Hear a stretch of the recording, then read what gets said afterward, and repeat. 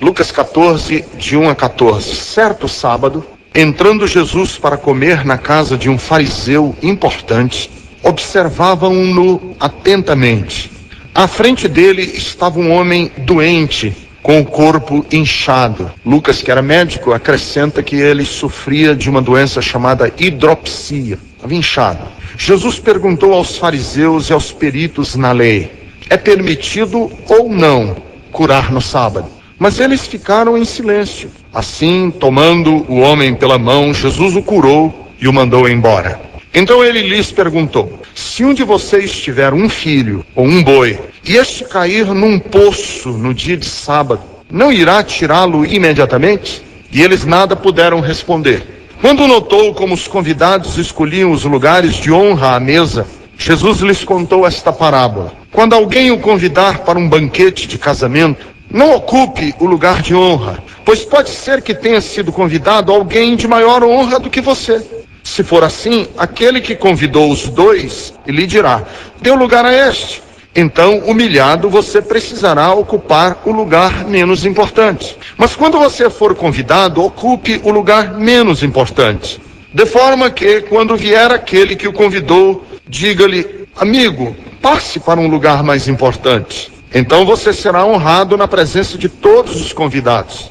Pois todo o que se exalta será humilhado, o que se humilha será exaltado. Então Jesus disse ao que tinha convidado: quando você der um banquete ou jantar, não convide seus amigos, irmãos ou parentes, nem seus vizinhos ricos. Se o fizer, eles poderão também, por sua vez, convidá-lo. E assim você será recompensado. Mas quando der um banquete, convide os pobres, os aleijados, os mancos e os cegos. Feliz será você, porque estes não têm como retribuir. A sua recompensa virá na ressurreição dos justos. Há duas coisas nesse texto que logo de início me chamam a atenção. A primeira coisa que me chama muita atenção nesse texto, que eu fico pasmo quando leio, é como que esse texto fala de coisas que a gente não gosta de ouvir. Como que Jesus pega a gente no contrapé. Essa expressão contrapé é uma expressão do futebol. É o goleiro que o atacante chuta a bola e o goleiro imagina que pelo chute a bola vai para a esquerda, mas no trajeto o zagueiro põe o pé e a bola desvia e vai para o outro lado. Então ele vai pulando para o lado esquerdo e a bola desvia e aí o goleiro fica sem saber para onde ir. Ele quer voltar, mas ele não pode mais. Isso chama-se contrapé. Tá indo e ele quer vir para o lado de cá e a bola entra e ele não consegue pegar a bola. Jesus nos pega no contrapé. A gente pensa que vai numa direção e aí vai na outra. Porque quando a gente lê a Bíblia, a gente fica com aquela sensação assim de, Deus vai me ensinar a sair do buraco. Vem uma mensagem bíblica poderosa que vai me ajudar a ser próspero e feliz e a ser conquistador e a pisar na cabeça do diabo e a pisar nas serpentes e eu vou ser mais do que vencedor na vida. E a gente pensa que ele vai nessa direção e ele vai na outra e a gente fica mais ou menos como goleiro no meio do gol sem saber para que lado ir. Porque tem textos na Bíblia que sinceramente eu fico pensando por que nós cristãos não levamos mais a sério. Como que nós somos seletivos do jeito que a gente lê a Bíblia? A gente só pega da Bíblia aquilo que nos interessa. Por exemplo, é evangelho o versículo que Jesus falou aqui: quando você der um banquete, um jantar, não convide amigos, parentes, vizinhos, ricos. Quando você der um banquete, convide os pobres, convide os aleijados. Aí a gente lê essas coisas da Bíblia e a gente diz assim: não deve ser bem assim, deve ter uma outra interpretação, porque deve ser diferente, porque não é possível que Jesus falasse esse tipo de coisa, que a gente não gosta de ficar no contrapé. Deve ser outra interpretação, então eu devo estar delirando. Tira esse negócio da minha cabeça, vira essa página, vamos ler outra coisa mais interessante da Bíblia. Isso aqui não é bom. Mas isso é evangelho. Por que Jesus falou este evangelho assim? É muito interessante, e aí é bom a gente pegar o contexto para a gente entender direitinho. Porque Jesus foi convidado para ir comer na casa de um fariseu muito importante, um homem rico. É importante a gente mencionar isso, porque a gente fica com a impressão de que Jesus só ia nos lugares de gente muito pobre. Não é verdade. Jesus, ele comparecia em lugares também de pessoas muito ricas. Isso aqui era um fariseu muito importante. Os fariseus eram a principal religião daquela época, dentro do judaísmo. E Jesus foi convidado para esse banquete na casa desse homem. E quando ele chegou lá na casa desse homem, foi que se deu toda essa questão aqui, desse banquete na casa desse homem muito importante. E ele corrige uma noção religiosa que estava muito adoecida. Porque a prática da religião pode adoecer. Não importa se é judaica, se é católica, apostólica, romana. E os católicos precisam ser um pouco mais humildes e reconhecer que a sua religião também adoece e tem dimensões do catolicismo que estão muito doentes. Mas nós evangélicos também precisamos nos humilhar e reconhecer que nós evangélicos também temos muitas doenças internas que a gente não quer ver. Isso aqui não é bater no judaísmo e nem bater no farisaísmo. Aconteceria com qualquer um de nós. Eles estão dando um banquete, o banquete é um banquete muito faustoso. Eu fico imaginando, está todo mundo prestando atenção a Jesus e todo mundo interessado em saber mais sobre Jesus. E aí Jesus cura um homem que estava sofrendo de uma doença que o deixava muito inchado. E é nesse contexto que se dá essas questões aqui que ele fala sobre o lugar na mesa, porque a espiritualidade que eles estavam vivendo era uma espiritualidade muito adoecida. Estava doente a espiritualidade desses judeus aqui. Como adoece também a espiritualidade dos católicos, adoece a espiritualidade também dos evangélicos, adoece. A prática religiosa pode adoecer e adoecer muito. E Jesus então vai corrigir essa prática religiosa. Como? Mostrando que eles estavam permitindo que as badalações, eu vou usar muito essa expressão hoje na minha mensagem, badalação, que é uma expressão relativamente nova no nosso linguajar. Essa coisa da coisa frívola, da vaidade boba, sem consistência. Essa vaidade sem consistência que vaza para dentro da religião. Essas vaidades bobas. Por exemplo, eu sou uma pessoa, eu sei que eu sou diferente de vocês, que vocês não têm os problemas que eu tenho. Na minha adolescência, por exemplo, quando eu era adolescente, eu queria ficar perto dos rapazes do colégio que eram os mais descolados. O cara que fumava, que pegava toda menina, o atleta, o sujeito mais forte, o mais carismático, que sabia falar melhor. Eu queria ficar perto desses caras. Eu sei que os adolescentes aqui hoje não têm esse problema, mas eu tinha. Ficava querendo perto. E depois, quando eu cresci, isso não se acabou. Eu queria ficar perto de pessoas importantes. Então, às vezes, eu via, assim, pessoas importantes, aí eu ficava pensando, puxa vida, se eu pudesse sair numa fotografia perto dessa pessoa, um cara importante. Imagine você sair, uma pessoa rica e famosa, dessas que saem na revista Caras, me convida para eu almoçar, eu estou lá almoçando com ele no restaurante, aí chega um paparazzo lá daqueles da revista Caras, bate uma fotografia e eu saio na revista almoçando do lado dele. Hã? Não é legal um negócio desse? E eu fiquei atrás dessas coisas. Às vezes eu ficava, puxa vida, será que não vai ter ninguém importante no culto hoje? Chegou ninguém importante? Sabe, esse tipo de coisa pequena, medíocre. Eu sei que eu tenho esse problema, mas que vocês não têm. De querer sair em fotografia perto de gente rica e famosa, de estar do lado de uma pessoa desses que dá autógrafo, e aí ele apresenta, esse aqui é o meu amigo Ricardo Gondim. Que isso é muito do mundo, tem isso no mundo. Você já imaginou no dia que eu saísse na revista Caras, passando as minhas férias de inverno no castelo de Caras da França? Eles têm um castelo lá na França,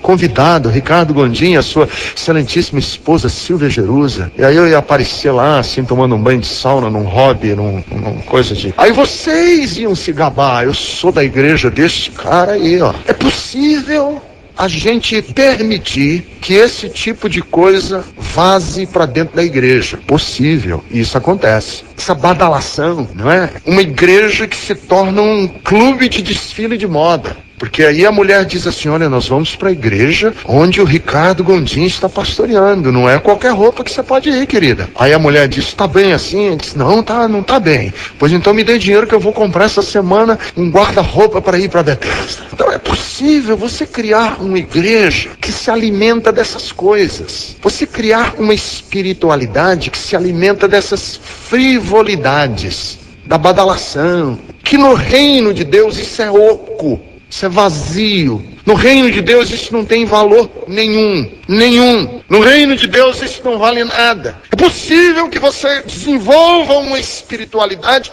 que se alimenta de coisas superficiais, rasas, mesquinhas, pequenas, bobas, tolas. Mas que no reino de Deus isso é absolutamente inútil. Que Deus não toma conhecimento dessas coisas. Que é o que Jesus vai fazer na casa deste fariseu. Trazer aqueles religiosos a uma consciência de uma espiritualidade que tenha a ver com Deus.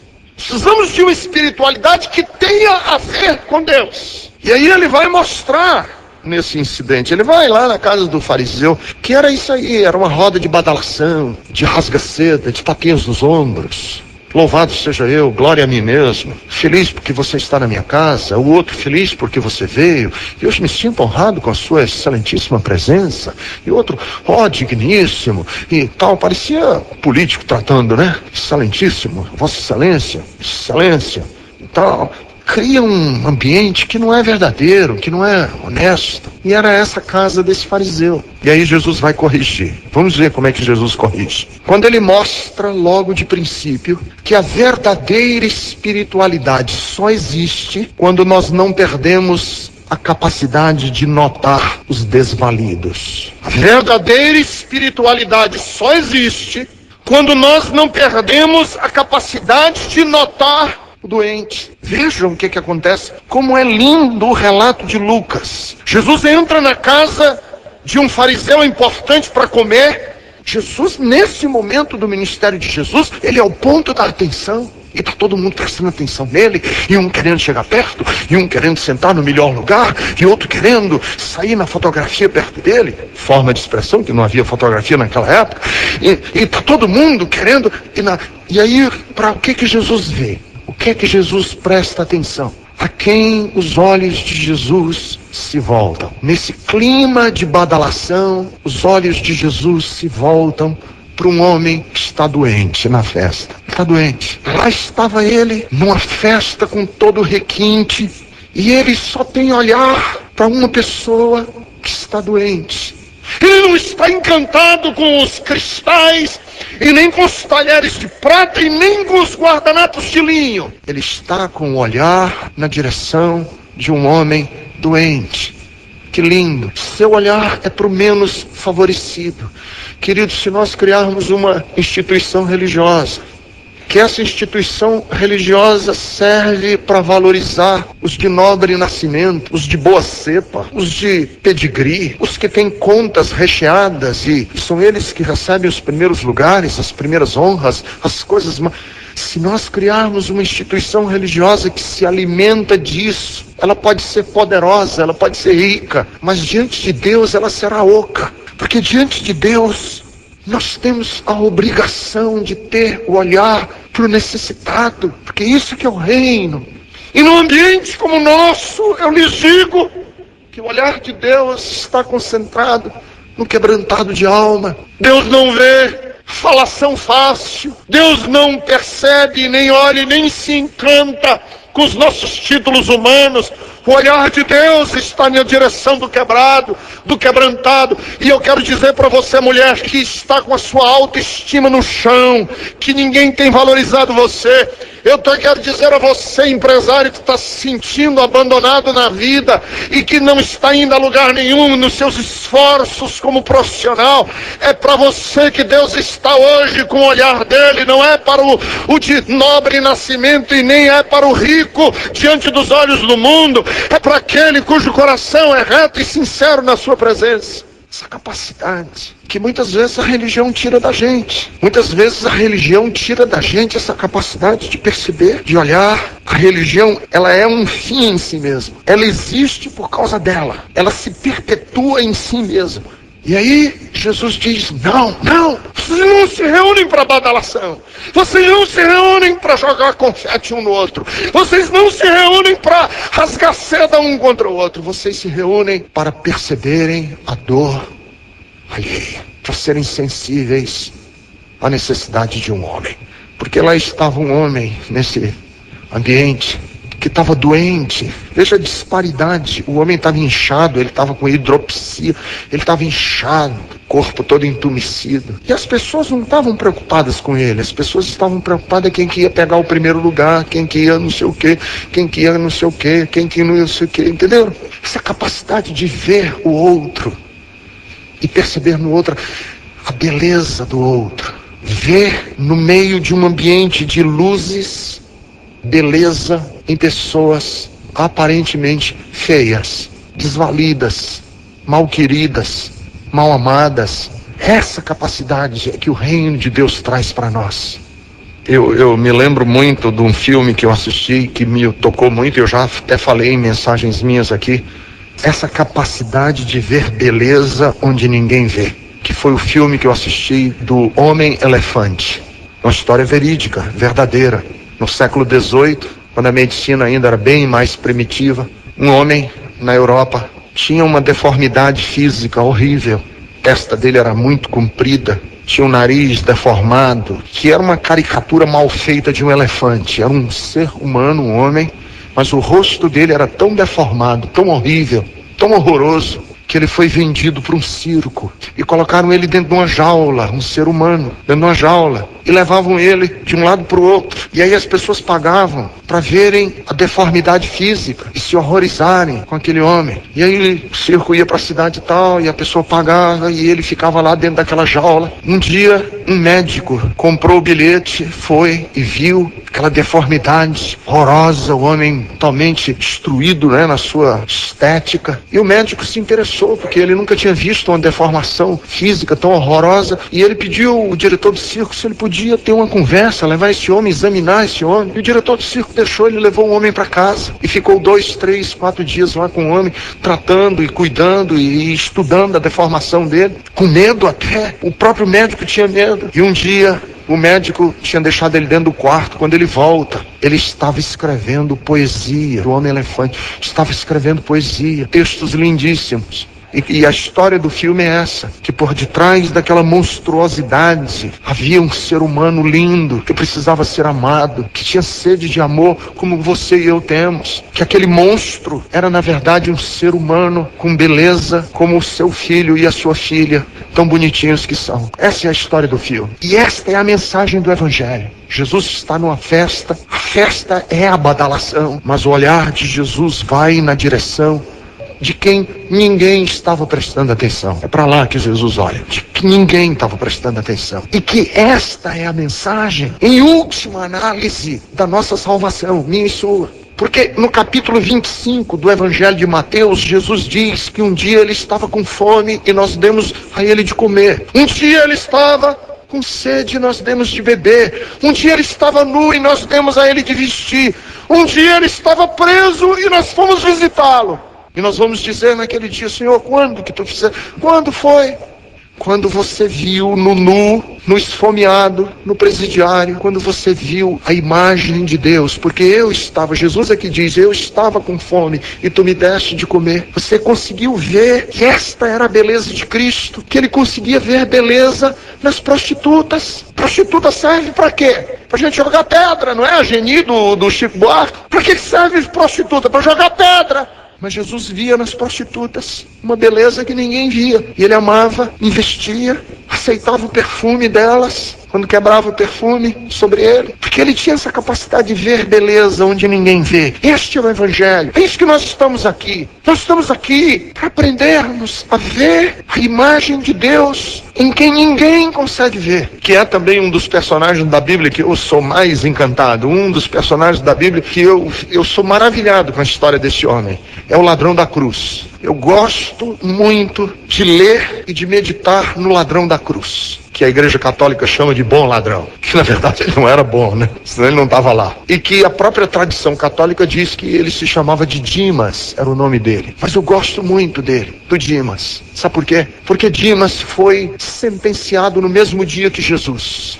a morrer numa cruz, que era uma forma horrível de morrer naqueles dias. Jesus e o Dimas foram amarrados num poste que chamava-se o poste de tortura romana, com as mãos amarradas num poste, as costas nuas, e o soldado pegava um chicote de 12 pontas, e com esse chicote de 12 pontas ele lacerava as costas da vítima, ele rasgava as costas da vítima. Dimas colocou as costas dele da mesma maneira que Jesus, sofreu igualzinho, 39 chicotadas, 39 lenhadas nas costas. Dimas, à semelhança de Jesus, andou pelas ruas de Jerusalém em direção a um monte, um morrote que ficava do lado de fora da cidade, chamado Calvário. E essas ruas por onde ele andou, que hoje são conhecidas como Via Dolorosa, ele fez o mesmo trajeto que Jesus, carregando o lenho da cruz nas costas, com uma placa pendurada no pescoço, dizendo a causa pela qual ele tinha sido sentenciado.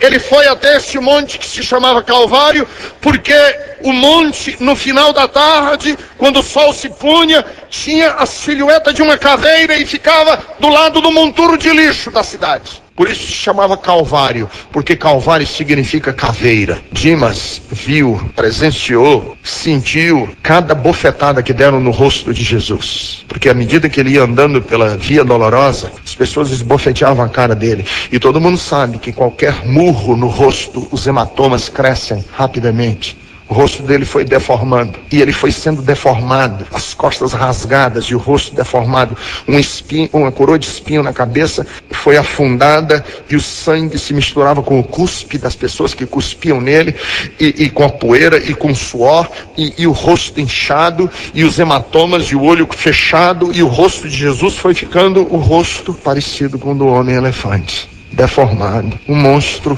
humano. Jesus, um monstro humano. E aí os dois são pregados na cruz, e Dimas olha por cima do ombro e olha para Jesus, um bagaço humano, era um resto de gente, deformado, destruído. E Dimas olha por cima do ombro e diz quais palavras para Jesus? Senhor, lembra-te de mim quando entrares teu reino. Reino? Você conseguir ver neste homem pregado na cruz que ele é rei? Quando entrares no teu reino, você conseguir ver num resto humano que ele é rei de um reino e dizer, eu quero ir para o reino desse homem aí. Uma coisa é você ver a rainha da Inglaterra com um diadema de esmeraldas na cabeça, com sapatos de veludo e carregado em cima de um andor nos ombros e dizer assim, eu quero fazer parte do reino dessa rainha. Isso é uma coisa. Uma coisa é Alexandre o Grande marchar numa rua vitoriosa, numa biga, e as multidões clamando e dizendo, viva, viva, viva, viva, e você dizer, eu quero fazer parte do reino deste rei.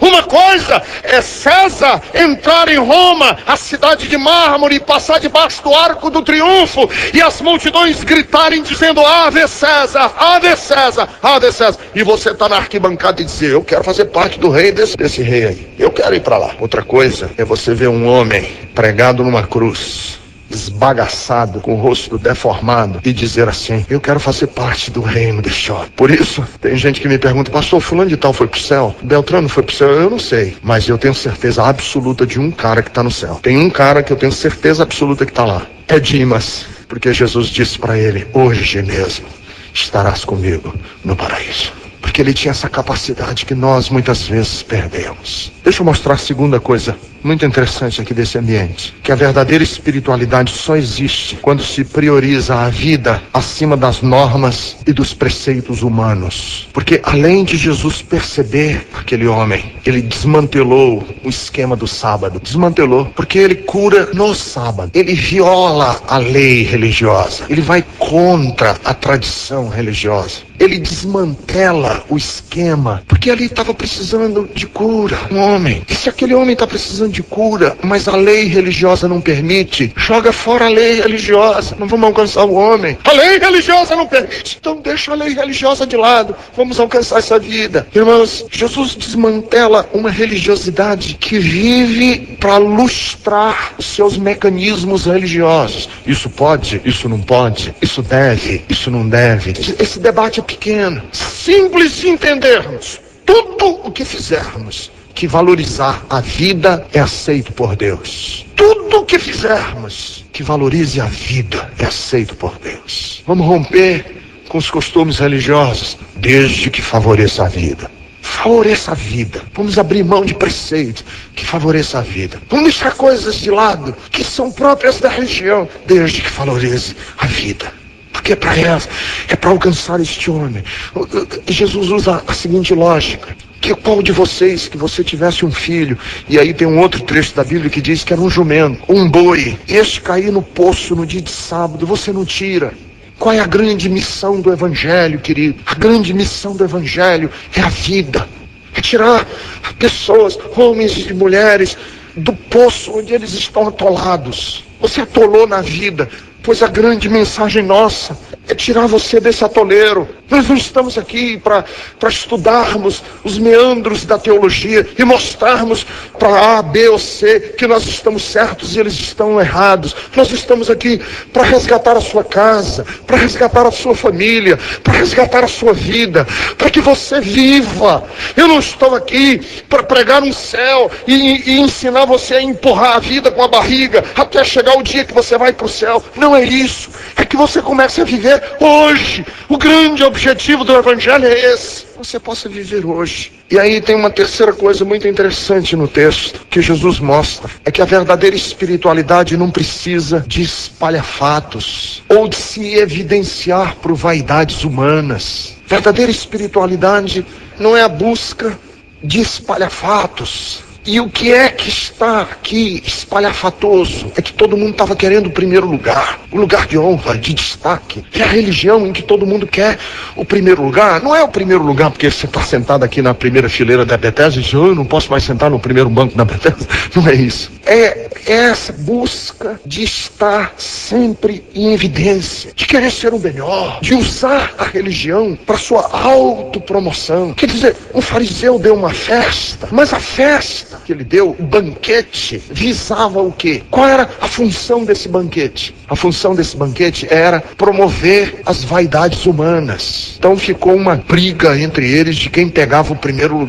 lugar de honra e de destaque. Onde é que eu apareço mais? Onde é que vão tirar as fotografias para eu ficar no lugar onde eu apareço mais? E aí Jesus diz: não, a verdadeira espiritualidade não é assim, não precisa disso, não vive disso e nem se alimenta disso. Pelo contrário, aquele que busca se exaltar será humilhado. Aquele que se humilha, esse é que será exaltado. Então muita gente chega para mim às vezes e diz: pastor, eu queria saber se na igreja X e na igreja Y, se o missionário H, se o apóstolo Z, se o fulano de tal H, é de Deus aquilo. É muito fácil. Olha o ambiente. Ele é um ambiente da badalação, que as pessoas estão se digladiando para saber quem é que pega o primeiro lugar. Se for, não é de Deus. Porque os ambientes de Deus, as pessoas não, isso não entra na categoria. Então, um desses dias uma pessoa me mostrou um vídeo de um pastor que estava não sei onde, um americano, estava fazendo uma cruzada. Pastor, olha isso aqui para mim, veja se isso aqui é de Deus, e aí fazendo milagre. Aí eu disse: olha só o topete dele. Falei: amigo, só pelo topete eu já vejo que Deus não está nesse negócio. Negócio todo cheio de... Sabe, eu tenho dificuldade de gente que... Eu já vi isso. Aquele evangelista americano com paletó de lantejoula, gravata cor-de-rosa, luz negra em cima dele, e aí ele diz assim: não olhem para mim, olhem para Jesus. E a gente fica todo mundo: como? Entende? Eu acho que as coisas de Deus são diferentes. Não é a busca de querer exaltar, de aparecer, de se autoproclamar. Tem um texto na Bíblia que diz que aquele que se gloria com seus próprios lábios é opróbrio, é vergonha. É vergonhoso se gloriar com seus próprios atos, ficar se auto-exaltando. É a busca do primeiro lugar. Reino de Deus não é isso. Reino de Deus é outra coisa. Reino de Deus é a busca de como é que nós podemos valorizar o outro. preferir o outro em honra. Até porque essa coisa de querer ser o maioral, o melhor, e usar Deus para isso. Sou ungido de Deus. Nós somos a igreja da última hora. A igreja da última hora. Para com isso. Diminui, baixa o facho. Você não é a igreja da última hora coisa nenhuma. Eu gosto sempre de dizer para as pessoas assim: gente que vive em busca dos primeiros lugares é horrível. Sabe por quê? Porque você sempre vai encontrar, pessoas mais bonitas do que você. Você sempre vai encontrar pessoas mais ricas do que você. Você sempre vai encontrar pessoas mais inteligentes e mais cultas que você. E se Deus lhe der longa vida, você sempre vai encontrar pessoas mais novas do que você. Então, às vezes eu fico aqui me gabando: eu sou corredor, corro maratonas. Aí, geralmente, as pessoas que não conhecem do mundo das maratonas me fazem uma pergunta que o corredor de maratona detesta. Diz assim: pastor, qual o lugar que o senhor chegou? Eles não sabem que na maioria dessas maratonas tem 35 mil pessoas correndo. Aí eu digo assim: eu cheguei mais ou menos na metade. Quantos chegaram na sua frente, pastor? Eu digo uns 18, 19 mil. 18, 19 mil. Entendeu? O reino de Deus não é, isso é besteira, bobagem. O reino de Deus não é essa gabolice, que é idiota, não é? Cá entre nós, não é idiota essa busca. É uma busca idiota. Você viu o meu carro? Comprei o último modelo. Comprou nada, já saiu um outro mais novo do que o seu. Entendeu?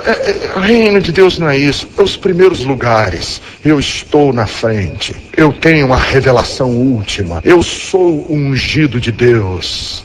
Para com isso, vai. Para com isso. Como dizem os cariocas, fala sério, vai. Fala sério. Não é nada disso. Nós estamos aqui juntos, andando a duras penas, querendo fazer o melhor que podemos, sem que a glória seja nossa, que a glória seja de Deus. Isso é reino de Deus. E aí Jesus mostra uma outra dimensão muito interessante, que é a do banquete. Porque a verdadeira espiritualidade, ela se evidencia em atos gratuitos de amor. Atos gratuitos de amor. Jesus disse: você, quando der um banquete, não dê com a atitude que você acabou de dar. Quando você der um banquete, procure a atitude da gratuidade, de não querer nada de volta. E sabe qual é uma boa maneira da gente fazer uma coisa e não ser jamais recompensado? Faça para o pobre, para o desvalido, para quem não tem como pagar de volta. Faça anonimamente. Faça anonimamente. Dê um banquete e faça sem que ninguém percebeu o que você fez. O que você fizer, faça com o coração, sem querer receber nada de volta. Pro próximo: ninguém me agradeceu. Mas você fez para ser agradecido? Ou você fez por mera e pura gratuidade? É a diferença. Porque a maioria dos nossos atos, muitas vezes religiosos, não tem nada a ver com Deus. Tem a ver com se mostrar com o próximo. Veja como eu oro bonito. Senhor, sou mais espiritual do que todo mundo aqui. Jesus. Ninguém ora assim como eu oro. Por isso é que Jesus disse: quando você for orar, tranca o quarto e faz essa mesma experiência com o quarto trancado. E depois você não conta para ninguém o que aconteceu lá dentro. Quando você for jejuar, lava o rosto. E não deixa ninguém perceber que você estava jejuando. Ninguém, nunca, que você jejuou. Quando você der esmola com a mão direita, não deixa nunca que a esquerda saiba. Não fique trombeteando na esquina. Eu dei. Não faça isso. Quando você for dar um banquete, não dê banquete para se mostrar. Dê por pura gratuidade. Por que você fez isso? Por nada. O que você vai ganhar com isso? Nada. Gratuidade. É que eu quero dividir a minha alegria com outra pessoa, de graça. Eu li essa semana uma coisa muito interessante que eu nunca tinha prestado atenção. O egoísta não consegue ser grato. O egoísta não consegue expressar gratidão. O egoísta gosta de receber, mas ele não gosta de dar, nem gratidão. Por isso o egoísta é só venha, mas ele nunca dá de volta. Nada, nem gratidão. Nada, nem gratidão. E aí Jesus disse: olha, quando você for dar um banquete, faça esse teste. Chama o pobre, doente, cego. Faça isso. E veja como é que o seu coração é egoísta. A verdadeira espiritualidade é aprendermos a amar de graça, sem esperar nada de volta, sem receber troco, sem receber aplauso. Toda a universidade lá da cidade de Richmond, universidade lá no orfanato do Sul.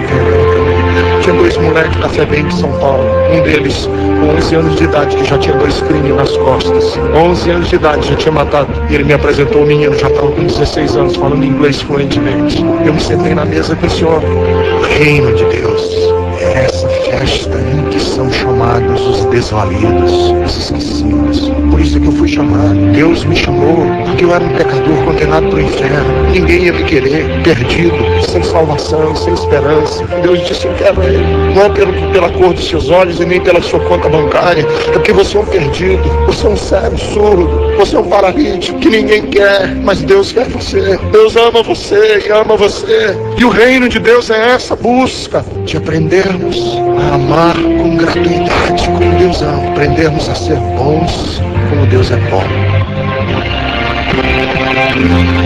Senhor, muito obrigado, muito obrigado, muito obrigado, porque Tu és um Deus presente.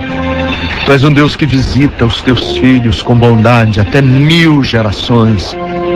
Tu és um Deus que não estás com os Teus olhos preconceituosos em busca do rico, do inteligente, do sábio, do esteticamente bonito. Não, Tu não fazes distinção de cor de pele, de status social. Tu és um Deus que visita homens e mulheres em todas as circunstâncias em que eles se encontram. Basta um coração quebrantado e contrito. Eu quero Te louvar por isso, porque Tu não és um Deus que só recebes diante de Ti os que têm méritos. Sim, ó Deus, eu sei que Tu visitas com Teu amor o encarcerado na penitenciária, o doente que sofre no leito do hospital, o pobre que não teve hoje sequer dinheiro para sair de casa de condução pública. Tu visitas, ó Deus, o filho órfão, a filha órfã. Tu visitas, ó Deus, a viúva. Tu visitas, ó Deus, os que são preteridos e esquecidos de todos, até aquele que o pai e a mãe esqueceu. O Senhor recebe. Muito obrigado. Muito obrigado pelo Teu amor imenso e infinito. Muito obrigado pelo Teu amor nobre e eterno. Para a glória do nome de Jesus é que nós te agradecemos e nós oramos. Amém e amém.